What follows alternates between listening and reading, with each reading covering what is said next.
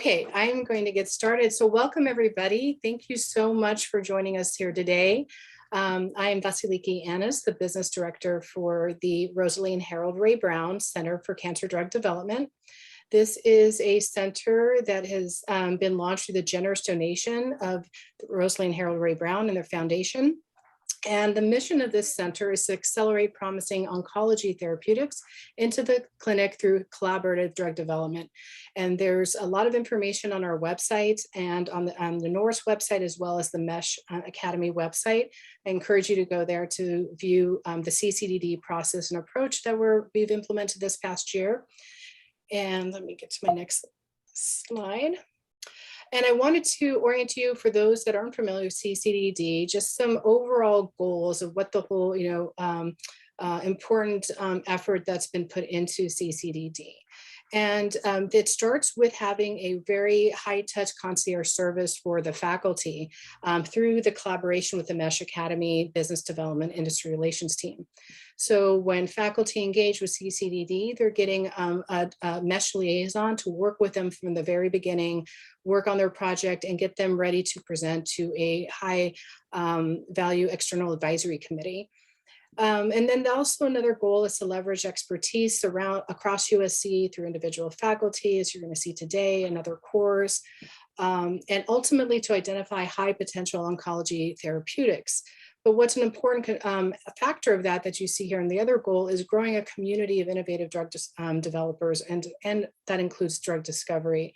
What's critical is everyone that's had any participation in drug discovery and development knows that it really very much requires collaboration of expertise across functions and disciplines. And so what we're doing today with the seminar, and let me get to the next slide, is also conducting a seminar series throughout the year. We do record all these seminars, and they're on the MESH Academy website as well as on the YouTube channel. So you can visit us there to view past seminars. And these seminar series are designed to not just be informational, but educational on the specific topics, and very much open to discussion and dialogue. So that's the intention there, and there are upcoming ones shown here. You can feel free to sign up for the upcoming ones in April and May. But I'm very excited today to introduce you to Dr. Vsevolod Katritch, Associate Professor of Quantitative and Computational Biology and Chemistry at the Michelson Center for Convergent Biosciences at the Bridge Institute.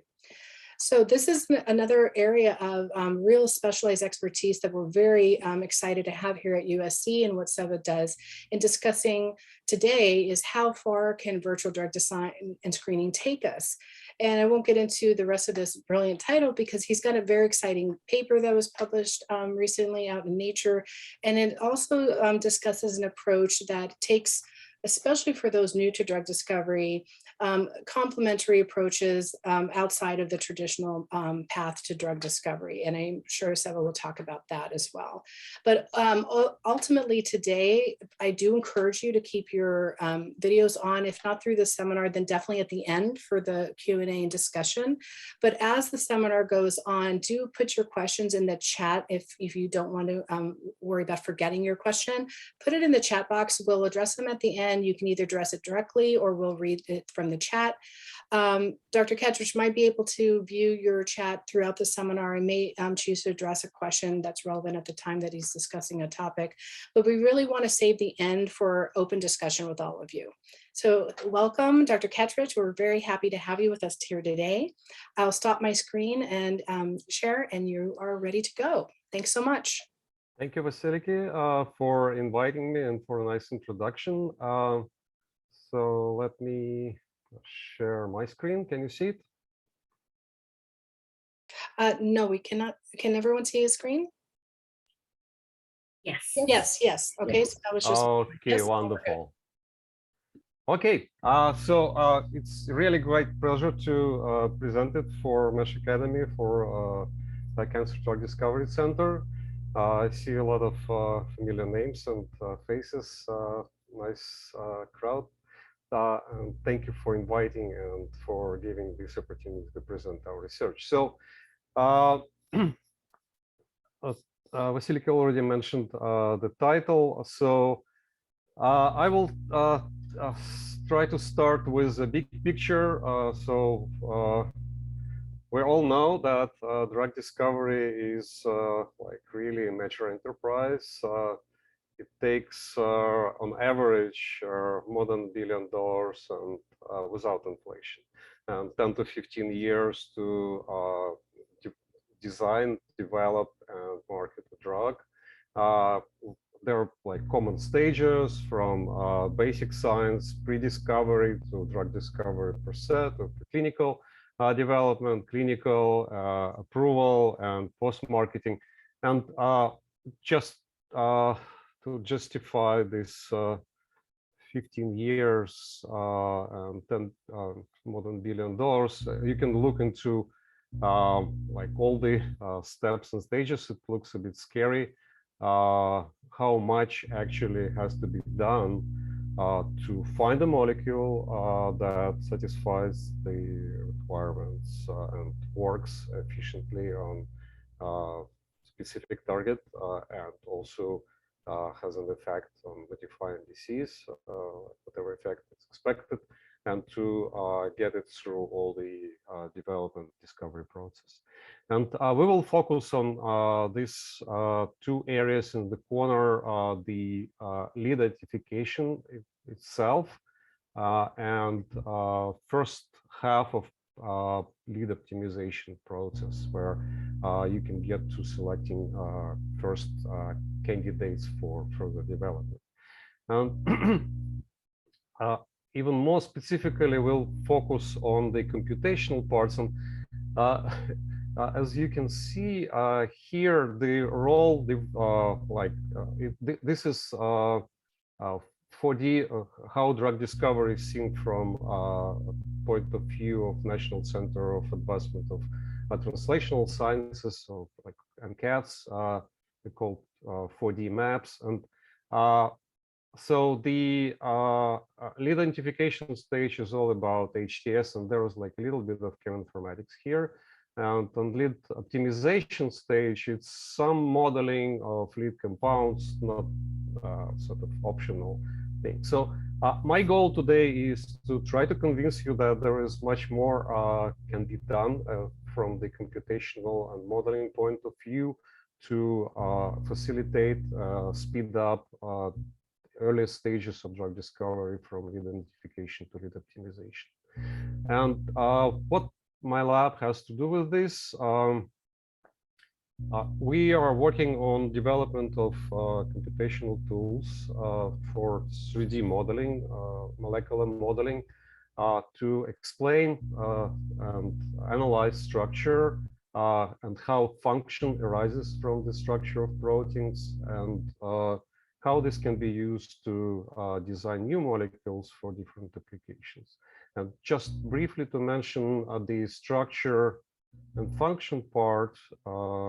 So for our lab helped to develop a tool to help stabilize a whole series of receptors, G protein coupled receptors, to solve their structures, and analyzed a big chunk of the available GPCRs. We also predicted mechanism of activation and signaling from these structures, discovered very interesting like mechanism, like conserved sodium pocket as a part of GPCRs as an important signaling cofactor. But today I will focus on the design part, and so how structure and molecular modeling can be helpful for lead discovery and optimization through either virtual screening or rational design of molecules. Just very briefly, we rely on some core computational technology. This is not entirely new field. It's like we had Nobel Prize for molecular modeling, Ariel Warshall at UC, for the work that was done in the 70s. We rely on some core technologies, more modern than 50 years ago, but still that form the platform for our tools, and we build on top of these core platform technologies. One of them is internal coordinate mechanics, which represent molecule in internal coordinates like chemistry, friendly coordinates that allows to speed up calculations like thousandfold. It also, this internal coordinate technology is used in molecular docking, where like additional tricks are applied.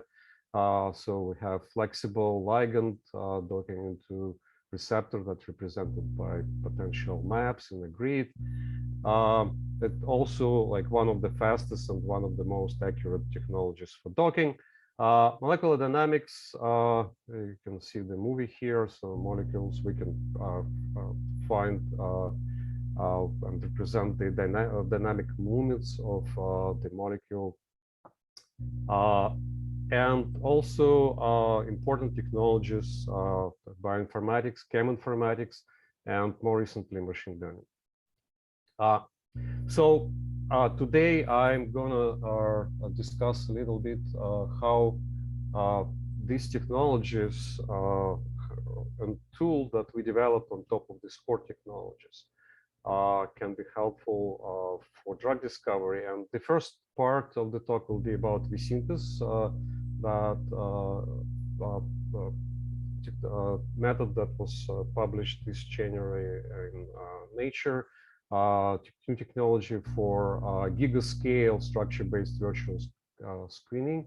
And then I will give, like if we have time, I will give a few examples of rational design, like very specific designing of the molecules based on like available scaffolds. Okay, so virtual ligand screening versus traditional HTS. So HTS, as already mentioned, is a big part of, is actually like the mainstream part of lead discovery, lead identification. So basically, we all know it's like you have a very high throughput format in like 384 wells or like 1500 wells plates, where the experiments is done by robotics. And usually from the practical point of view, this is limited to 500,000 to 1 million compounds. And it's pretty expensive. It's about $1 per well for screening. So we're talking about millions of dollars to do virtual screening. So the virtual screening provides an alternative that basically allows to look at much bigger space. So here, like very conservatively, like 10 million plus compounds. And by computational predictions, in this case, by docking of molecules into the receptor structure, try to identify those molecules that fit and are predicted to be good binders, and select a much smaller subset, like from 30 to 1,000 compounds that can be then tested in assays that, these assays do not need to be high throughput, like medium throughput and more robust and reliable assays. So in our view, it's faster, cheaper, and better, but it's for some reason it's still not on this 4D map from MCAS. What I can argue today is that this is changing very fast, and now though technology is been around like for some time, for like a couple decades in general, only now there are key components that help to this technology to mature into mainstream technology. Only now they are coming to play. So first part is availability of 3D structure, of high resolution structures. And now basically like all the faults are solved, and modern, it's estimated that more than 70% of human targets now have structures. Now cryo-electron microscopy adds to this structural revolution boom. So like a lot of new classes of proteins that were not amenable to structure determination then are determined, and like for the rest of the molecule, they're pretty accurate homology modeling. So, for example, if there's no human protein, there are like mouse proteins that are very close. Or you've heard of AlphaFold. There are like some limitations to this approach, but it also helps to get uh, like models that are pretty accurate models that can help discovery.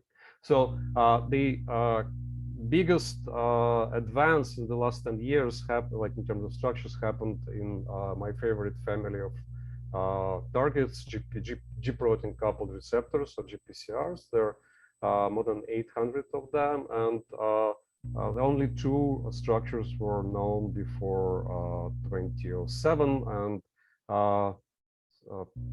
so that the state at 2007, and in just 15 years, this tree, this phylogenetic tree, got covered with the leaves, and this is not updated map. So now more than 110 of GPCRs on this tree have structure now, like more than 600 complexes in total. They're both in active and inactive state. Most of the families are covered. So it's really getting like if you don't have structure solved, it can be solved very fast. Now, this actually pushes the limit of technology. So it's like some structures are very high resolution. So you can see hydrogens, 1.7 angstrom.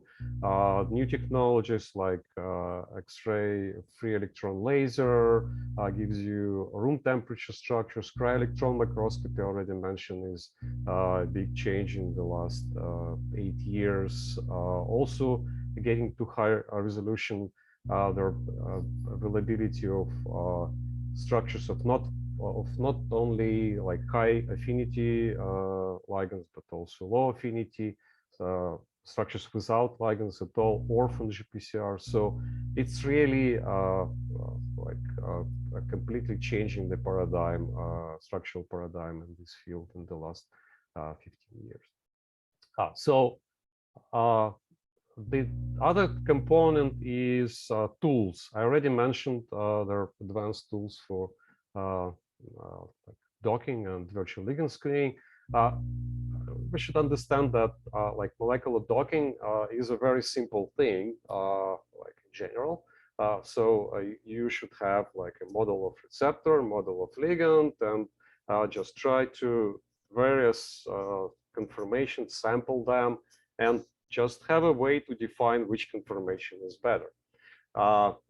This is one of the founders of this field, Art Olson from Scripps, who developed Autodoc program. And virtual screening is basically repeating the same docking procedure for millions of compounds to find which of them fit better and have better scores, right? It's not that simple in practice. There are like many years of development went into tools, and I mentioned internal coordinate mechanics is one of the leading tools in this field. So it represents the ligand as continuously flexible chemical molecule, so very accurate. It uses energy terms for force field, and it has a very comprehensive way of sampling conformation through Monte Carlo minimization. Most recent assessment of benchmarking of performance, like blind benchmarks, lead to suggest that ICM is one of the best tools. It won last couple of challenges. On top of ICM, we also developed several tools. So we structures are high resolution, but they are not always very good for docking and screening. So we developed an optimization procedure called Libero. that basically take a structure or model and take known ligands and optimize the pocket with known ligands. And you can see the higher this curve goes, the better. So like in one of the bad cases, the structure was not predicting much, and by this optimization procedure, we managed to do it much better. Okay, so we're in this field for quite some time, and this scheme basically like optimization of the structures and then running 5 to 10 million compounds screening. It worked for us very well. So we've done it for several receptors for actually more than half a dozen of different targets, and usually getting reasonably high hit rates. So if you test 100 compounds, from 10 to 30 of them will be hits, better than 10 micromolar, but some best compounds can be in nanomolar range. They are relatively small, so that like ligand efficiency is high and they are amenable for optimization. What recently changed in the last 4 years, actually, like 3 years, is availability and the size of the libraries for screening. So we used to deal with about less than 10 million compounds, and now the new libraries appear that scale it into hundreds of millions and even billion compound space. And also the computational resources are growing greatly. So libraries, it basically started 3 years ago with publication from Brian Shoik's lab, where they used ultra-large library, more than 200 million compounds. They're on demand or readily accessible. There was abbreviation for this, REAL. It's like a little bit tongue-in-cheek. So they are not, they are virtual, of course, they are not real, but they are readily accessible. So REAL.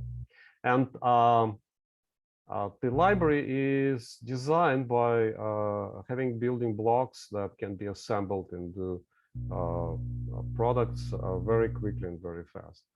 This library grows, and what the first papers on ultra-large libraries shown is that by starting with much bigger libraries than like physical libraries, a few million compounds, starting with hundreds of million compounds, from like just a few days of screening and a few weeks of optimization in the same space, you can get advanced compounds that usually take like 3 to 5 years through this traditional methods.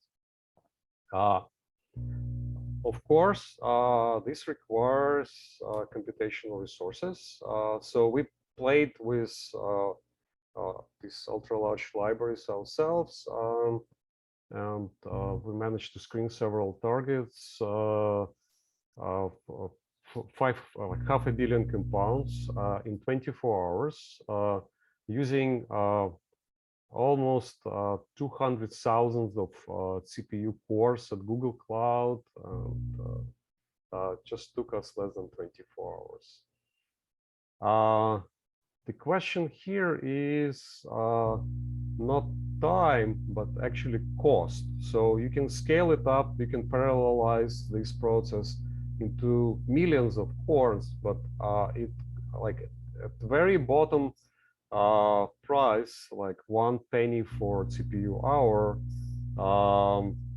screening of half a billion compounds cost us $25,000 paid by Google, but they're not always paid for it. So, so what happens if we scale it, if we want to scale these libraries into even bigger size? So Giga-Scale, like tens of billions compound, 10 to 15. Now, let me go back a little bit to the library and explain why we why this is so attractive. So let's start with drug-like space, which is estimated as more than 10 to 23 compounds and even more. So these are chemistry that is available, relatively easy, so relatively amenable for synthesis. It doesn't mean that it's very easy, but it's possible space. And traditionally, we took only one little speck of this space. Supposedly it covers some diversity, but still it's like very little diversity if you compare 1 million to 10 or 10 million. And if you find first hits here, and this is from our experience and experience of other groups that do this, they are usually pretty weak hits and with properties that are not satisfactory for drugs. So it takes quite a few steps, like optimization steps, generating tens and even hundreds compounds of this at each step to get to like true lead compounds to identify the lead, and even more steps for medicinal chemistry to get drug. And each of these steps involves custom chemistry, which is expensive, take time, and expertise.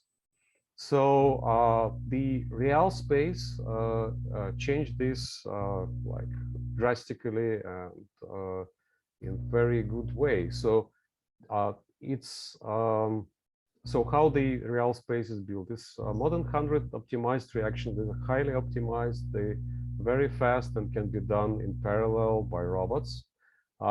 Applied to more than 100,000 of building blocks. And this gives rise to about 10 billion compounds of real space. Okay, and if you take into account, if you expand it to tangible building blocks or this made another library of building blocks, it can scale up all the way to 10 to 15. So and now these are virtual compounds, of course, but each of them can be synthesized in 4 weeks, in 3-4 weeks, at 80% success rate. They maintain drug likeness and diversity. And if you find the first hit in this space, it's much closer to, like in properties and quality, to lead compounds. And you can then follow to drug compounds, staying all the time, staying in the same real space, or like expanding into tangible real space, which is much cheaper, very easy to synthesize. So this is the main advantage here. So how to deal with 10 billion compounds and more? And in the last couple of years, there are several approaches proposed. One is virtual flow, published in Nature, where they generate like a process pipeline where screening is gone through stages. First, very crude algorithms, crude screening algorithms are applied, and then more elaborate. And these several stages of filtering gives it to allow like reasonable time for screening.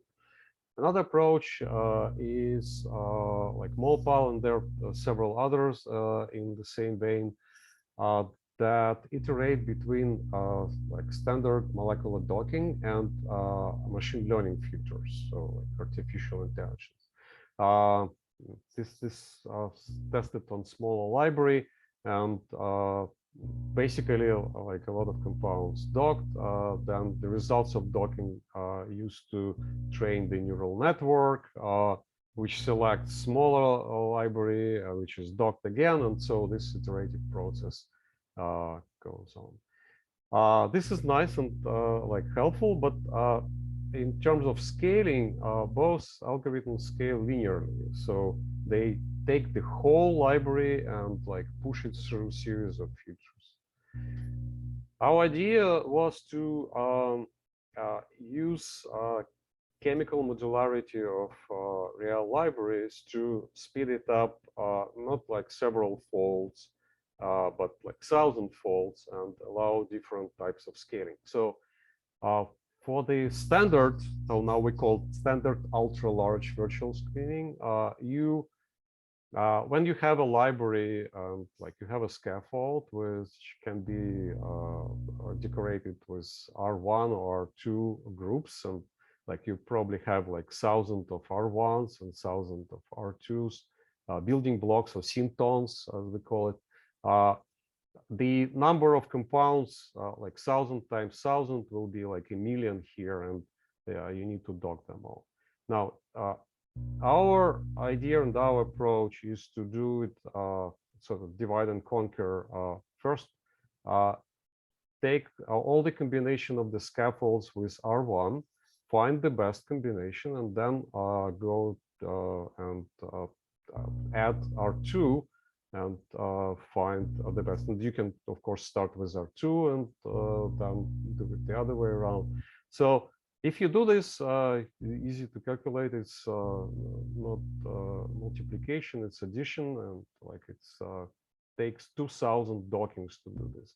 Now, if you have the scaffold that has 3 attachment points, it's even more dramatic. So it's like a 1,000 times 1,000 times 1,000, a billion molecules, compared to 3,000 for our approach. So, and there are scaffold both 2 components, 3 component, actually 4 and 5 components scaffolds in the real library. Okay, so it's a very simple idea, not very easy to implement, and it took us a couple of years to develop this approach, and it was driven by a power couple in my lab, Anastasia and Arman Sadibekov. They developed the approach called V-SYNTHES, a virtual synton hierarchical enumeration screening approach. The paper on this was published in Nature in January. So how does it work? Basically, you take this chemical space, which is described by reactions and reactants or syntons, and compresses into much smaller library by taking the scaffold, enumerating it with only one of the syntons, and in place of second synton, putting a cap, which can be either methyl or phenyl group. And it sort of takes the whole information of the chemical space and compresses into less than 1 million compound library. Then this library, we call it minimal enumeration library. This library is docked, and we select the best fragments that fit the binding pocket, or like part of the binding pocket, and enumerate them with the second half. And then if 3-component reaction, then like extra step to enumerate the third synton, and thus like iteratively building the full molecule. Okay, that's there are quite a lot of tricks to actually do it reliably and accurately. This was scripted and automated and scaled up for large-scale screening. We started to compare. So like the first internal benchmarking is what if we like skip all these steps and just select 1 million compounds from the space randomly, and compare with 1 million compound on the step number 3 before the final docking. And we call this enrichment factor. So how much of these first 3 steps, how much they enrich the library compared to the random space. It turned out that there was very good enrichment. So the yellow bars show the number of hits at given score threshold here. And you see there are much more of them than in the random library, and we can quantitate it, giving enrichment factor 40 for certain score threshold. Moreover, it turns out that can be further improved because if you look into the binding poses, because not all the binding poses are the same. This example shows, so this green sphere is a cap. And like in this case, it's getting close to the corner of the pocket where it's hits like other atoms. There is no space for it to grow. Imagine this is a cap, and it should be further enumerated with bigger syntones. And there are only like few very small syntones that could fit here. So this is not very productive pose. And if this cap was on the other side, like the compound was flipped, or if like another compound had conformation with cap like in the middle of the pocket, that's much better. That's more productive pose. So if you filter out non-productive poses, you can get several fold improvement further, and you can see we got enrichment factors more than 250 for 2-component reactions and more than 450 for 3-component reactions. This was applied to cannabinoid receptor. As you know, there are a wide range of application for cannabinoid receptors, CB1 and CB2, from recreational to more recently, like a lot of studies on therapeutic applications. And both CB1 and CB2 can be considered, are considered, and a lot of clinical trials for neuropathic pain, including caused by cancer chemotherapy. And moreover, like the immunomodulation part of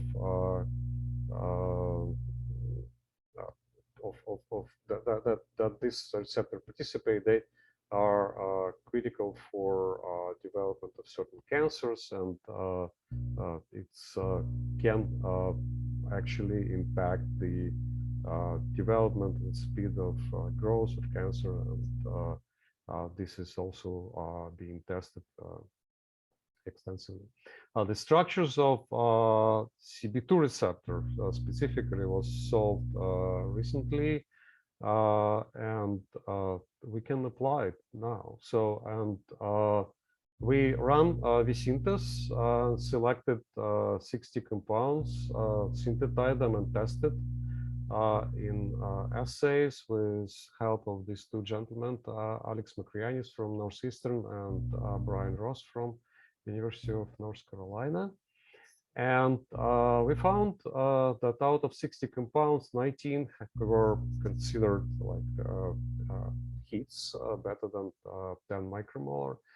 14 of them were better than 1 micromolar. They were highly selective. We ran for a few compounds, we ran a panel of more than 300 of GPCRs, and this compound, specifically like one compound hits only CB1 and CB2, and it's selective for CB2, and it does not activate the other receptors. We got a whole range of very diverse compounds that are quite different from the known compounds. So this was ligand from Alex Makrianis' lab, crystallized in the receptor. And you can see there are 3 subpockets, SP1 and SP2 and SP3. And like our ligands basically cover 2 or all 3 of those pockets, like in very different way, using very different chemistry. So there is a lot of novelty here. We actually took several of them into SAR by catalog. So basically generating a lot of analogs and testing them first in the docking, selecting compounds that are likely to be beta hits and testing. And two of the analogs of 523 series turned out to be nanomolar compounds with high selectivity to CB2.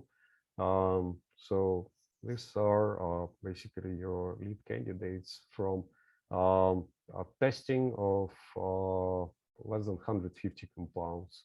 And basically, all the steps took less than 2 months.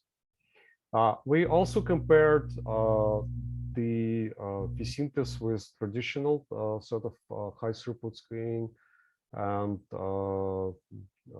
in parallel, and we see that so the V-SYNTHES allowed us to screen it 70-fold faster, 70 times faster, and we got like in terms of sub-micromolar compounds, we got 6-fold better results. And again, this was taken into optimization, getting into sub-nanomolar, like one of the compounds had sub-nanomolar affinity. So advantage V-SYNTHES, it actually speeds up a lot, and also, most importantly, it allows further scaling to be much more advantageous for scaling to trillions of compounds, up to 10 to 15. Okay, in the same study, reviewers actually asked us to have a second target, and we collaborated with our colleagues from chemistry department, Nikos Petasis, to screen ROC kinase, and this is known cancer target. It is important in cell morphology, motility, and adhesion. It drives cell migration, so its dysregulation is associated with metastasis and poor survival rates, prognosis. And there are several compounds, several inhibitors of ROC1 and ROC2 that are approved for different indications, and they are being tested in cancer. But for example, Vsevolod, that is like one of the most studied compound, it barely sub-micromolar. So we need a better and more selective hits to lead candidates to drive as like stool compounds to drive this development. And we applied V-SYNTHES to ROC kinase and got also higher enrichment. So it works very well, and it got its testing. It got surprisingly good results. Surprisingly, because we limited ourselves with testing only 21 compounds, and out of this 21, 6 were hits. So again, almost 1/3 of compounds hits. And I guess with a bit of luck, we got a compound in single-digit nanomolar range, which is really great for testing just like 20 compounds. This is not recommended. We usually try to stick to at least more than 50 to 100 compounds. Okay.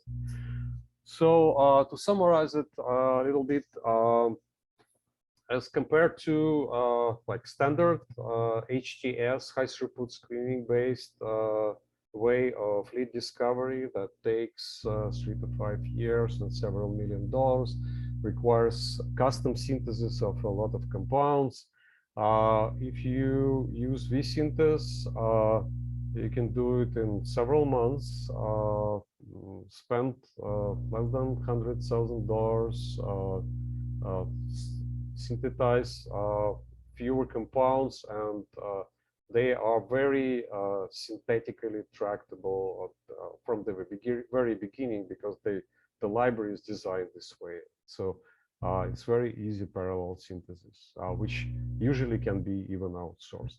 And we applied this scheme to several targets already. I already mentioned cannabinoid and kinase ROC1. targets. Then also angiotensin 82, phospholipase CPLA2 in collaboration with Hussein Yassin Kek, bromodomains, and there are more than 8 ongoing projects right now using V-SYNTHES.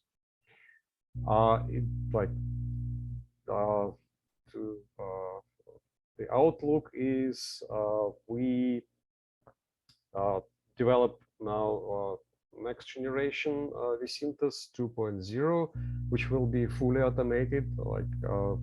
Basically, we're trying to design an environment where you just press a button and you get the result. It scales even better. So now we have 21 billion compounds, and we are trying to connect it to the libraries of 10 to 15. Easy to optimize leads, and we try to test it on many targets. I already mentioned we have several collaborations with Keck School of Medicine. We have collaboration with Dornsife and collaboration with other universities. We also commercialize it through companies like ChemSpace, Eterna, and Sparian V-SYNTHES, and we invite more academic collaboration and commercial licensing of this. Okay, so I will switch gears now and very briefly, the past 10 minutes, try to describe examples of not screening.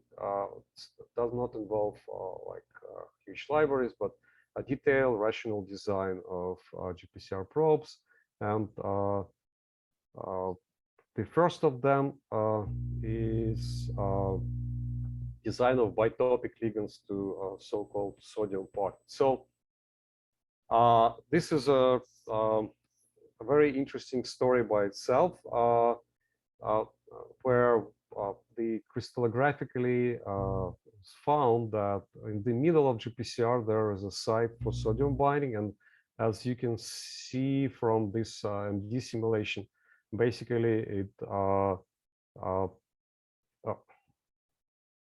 let me play one more time. So basically, these golden spheres, sodium ions, they spontaneously can flow into this pocket, and they stay there. They keep hydrated, like with a few water molecules, and they are anchored by a very specific and very high power salt bridge interaction with highly conserved residues. And when I say it's conserved, it's applied to basically vast majority of class A GPCRs, and there are 700 of them. We're still working on, this is very interesting area of research on understanding of functional role of sodium. We believe that it enters from extracellular side, but goes out on the intracellular side upon activation, and this has a lot of interesting functional applications. But today I'm just going to focus on design of ligands that target this pocket. So the idea is, what if you take an agonist and basically extend it to the sodium pocket? It's like throwing a wrench into some gearbox mechanism, and seeing what would happen. And this is one of the first design that we've done. It's not published, but the results were mixed. But nice picture. So where we took our orthosteric ligand, morphinon based in this case, connected its reflexible ligand to the allosteric moiety in the sodium pocket. More recently, we've done it for, so this was, the previous one was for kappa opioid receptor. This was done for mu opioid receptor based on fentanyl scaffold. And we designed the bitopic linker and moiety, and we collaborated with a lab at Washington University to synthesize them. collaborated with lab at Stanford to solve the cryo-EM structure of them, and with more people to identify and to characterize the pharmacology of these new ligands. So this paper is under review in Nature. So the interesting part is that expectedly or not expectedly, what happened is the extension of like ligands. So you can see like one of the fentanyl derivatives. It has the pretty standard profile where all the pathways, and these are different G proteins and the resting, all the pathways are almost identically efficient, with GZ subtype like being slightly more effective than the others.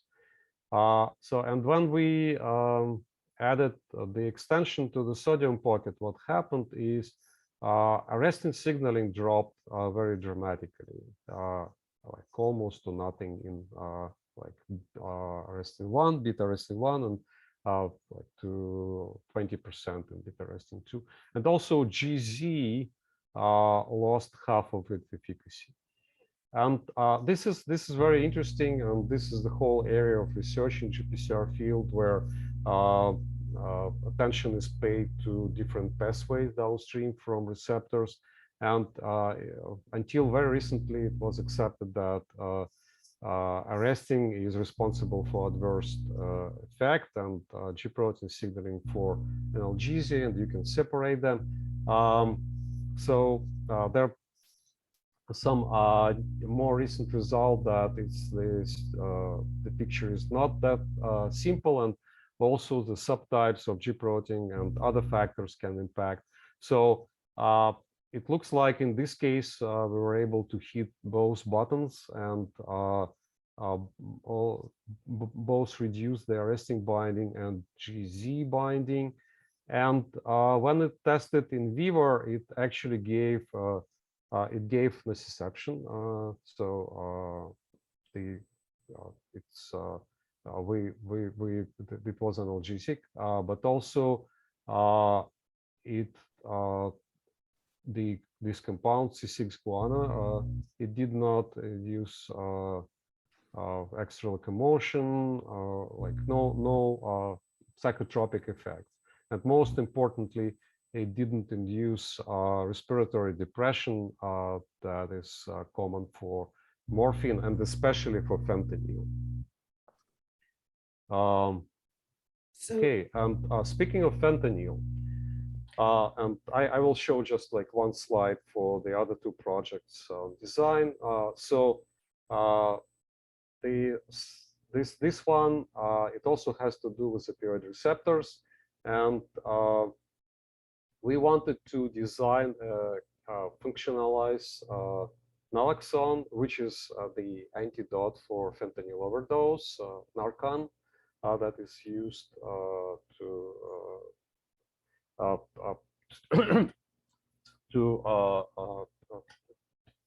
counteract the overdose, and functionalize it in a way to make her selective but irreversible.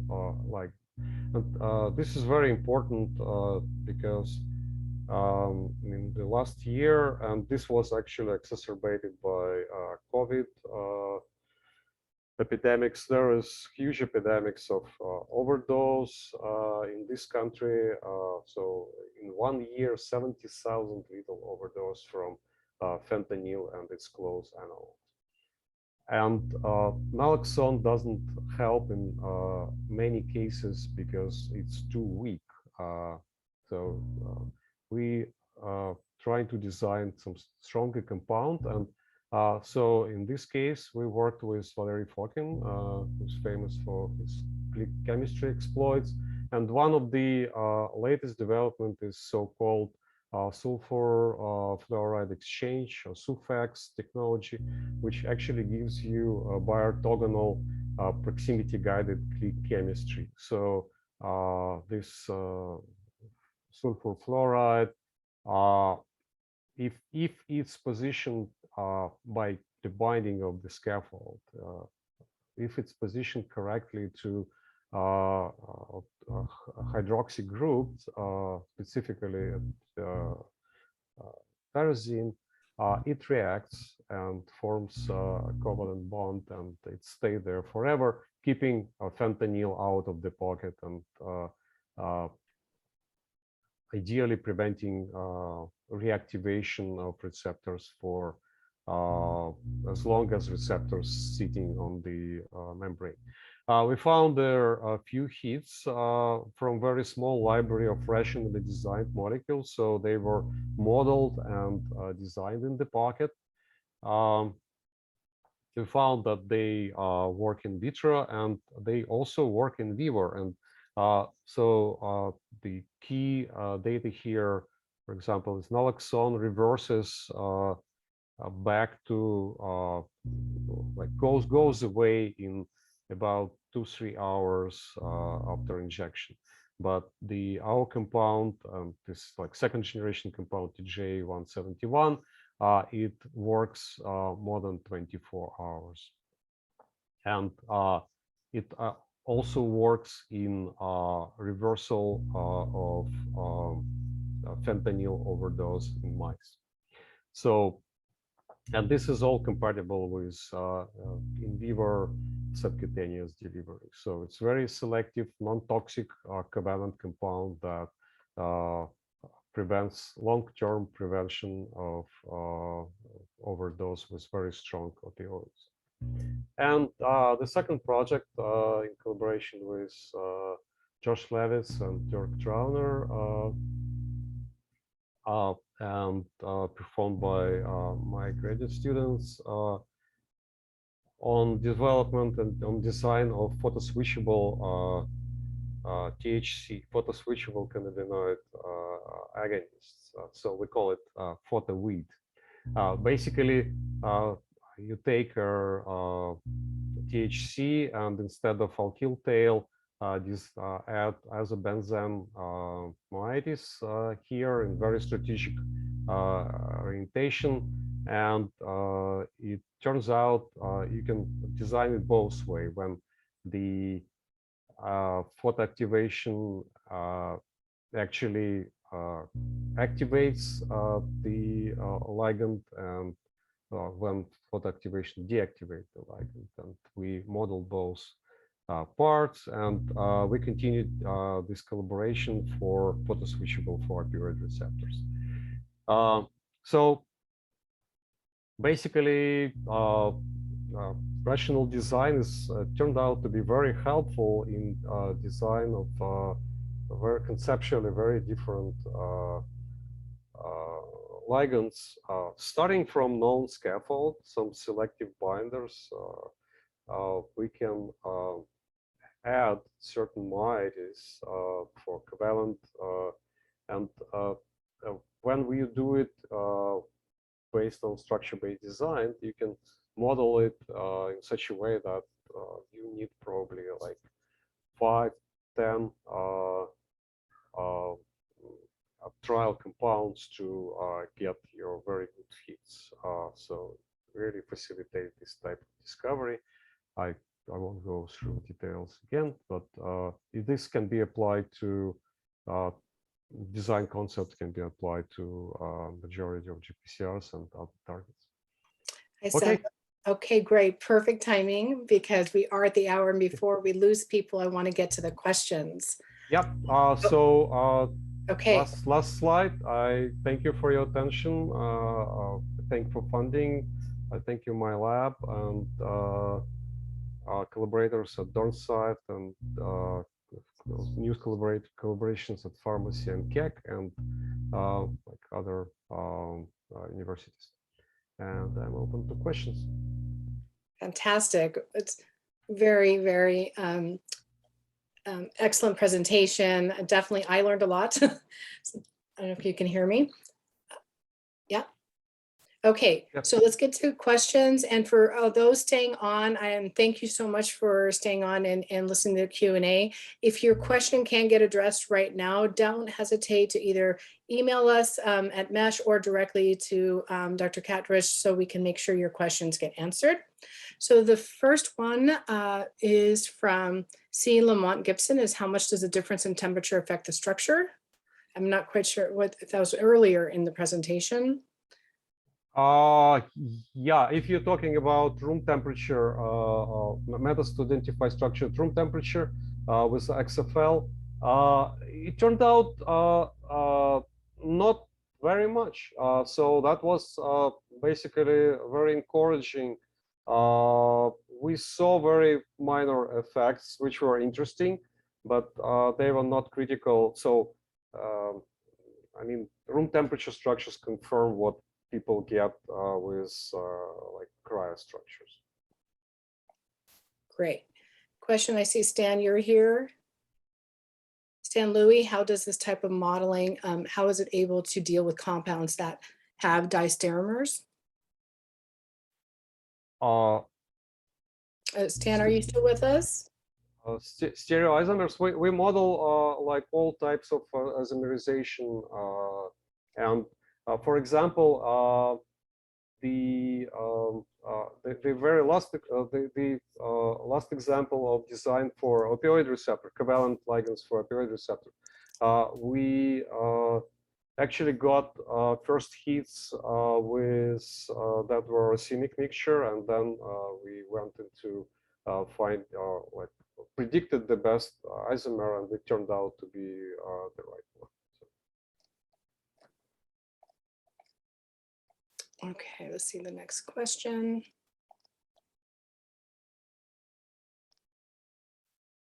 I don't know if I'm skipping someone. Is it Martin Broom? Are you still with us? How does REAL facilitate lead screening for liabilities like drug-drug interactions and metabolic liabilities? And are all chemical derivatives of potential interest already in the library? That's a great question. Yeah, I do not think, like for the first part of the question, I do not think we are adding to this in any way yet. So there are ways to, so liabilities come from different types of like non-selectivity. So we are trying to, like the way that we are doing it hopefully allows much faster and more straightforward discovery of very selective ligands. So this removes all the off-target liabilities. On-target liabilities can be addressed through like rational design as I've shown for bitopic ligands. So in GPCRs, you can target specific pathways and to avoid certain side effects and liabilities. So metabolic, this is up to medicinal chemists to answer. I'm not. So yeah, and for other chemical derivatives already in the library, yes. I understand where this question comes from. So why couldn't we identify it from the very start, right? Why couldn't we select those beta derivatives like from the very start? But this is a very good question. I should emphasize that all the predictions have probabilistic nature. So we cannot predict binding affinities with very high accuracy, like probably like plus minus 2 orders of magnitude. So that's realistic. So when you have a compound that already shown to be a good binder, you can, by searching around it, the derivatives and analogs, you enrich your library more in like good compounds. So we always got like at least 10-fold improvement in affinities from this first optimization step of SAR by catalog. Yeah, thank you. That's very good to hear. your answer and appreciate the, the advantages of this system for sure. It's like a great advance in the field. Thank you. Thanks, Martin. And another question, two more, I think, and then we will wrap up. And again, encourage more questions. Please send us an email and we'll make sure to get them to Seva or email him directly, either way. Next question, Silaman, if you, and also feel free to open your cameras and engage. Okay, next question. Was the discussion of the cannabinoid entities basically designed using random samples? Silaman, and she, I think they're still with us. What do you mean random samples? If you're, I'm not sure I understand. Gibson, if you're still with us, feel free to answer directly. And maybe they left. I was curious to know if the samples were chosen based on previous knowledge of their pharmacology. So, but you mean from random compounds? Yes. Oh, yeah. This was so basically all this discovery is driven by the structure of the binding pocket, and we do not rely on any information from the known ligands. That's why basically all the compounds we get are chemically novel, and so that's very helpful. Thank you. Okay, and then the final question for today is Andrew Adams. I see the V-Synthesis runs on is it MolSoft ICM Pro? It's not my kind of language here. What is the practicality of running on an alternative software? Well, that's a very good question. We are actually trying to work with basically this is a topic of our grant application to expand it to free docking software, and we're working also with Schrödinger on like implementing it as a part of Schrödinger software. Yeah, but it is tested on MolSoft, and I recommend to work on. And basically, it reduces the size of the screening library a lot. So all the virtual screening becomes much more amenable, manageable. Great. All right. Are there any other questions? Well, I want to thank you again, Seva. This was a spectacular presentation. Definitely an area that we are very much interested in and want to keep learning about.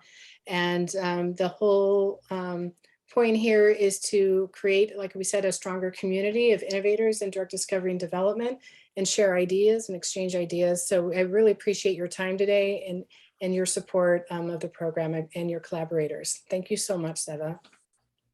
Thank you. Thanks everybody. Great questions.